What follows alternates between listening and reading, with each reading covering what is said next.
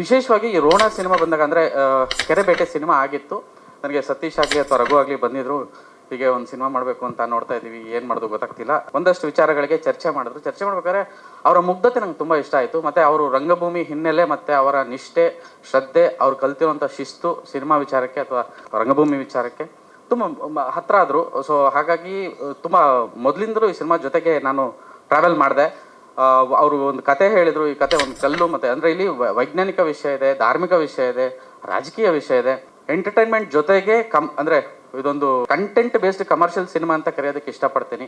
ಆ ಥರದ್ದೊಂದು ಸಿನಿಮಾ ಇದಾಗಿದೆ. ದೊಡ್ಡ ಸಿನಿಮಾ ಅಥವಾ ಸಣ್ಣ ಸಿನಿಮಾ ಅಂತ ನಾವೇನು ಕರಿತೀವಿ, ಅದನ್ನು ಮಾಡೋದು ಪ್ರೇಕ್ಷಕರು ಮತ್ತು ನಾವು ಮಾಧ್ಯಮದವರು.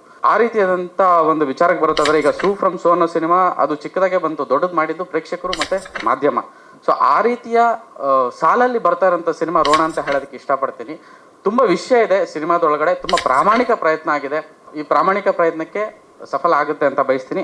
ಈ ಥರದ ಸಿನಿಮಾಗಳಿಗೆ, ಹೊಸಬರಿಗೆ, ಹೊಸ ಥರದ ಪ್ರಯತ್ನಗಳಿಗೆ ಕನ್ನಡ ಪಿಕ್ಚರ್ ಸದಾ ಜೊತೆಯಲ್ಲಿರುತ್ತೆ. ಸೋಲು ಗೆಲುವು ಸೆಕೆಂಡ್ರಿ ಅಂತ ಹೇಳೋದಕ್ಕೆ ಇಷ್ಟಪಡ್ತೀನಿ.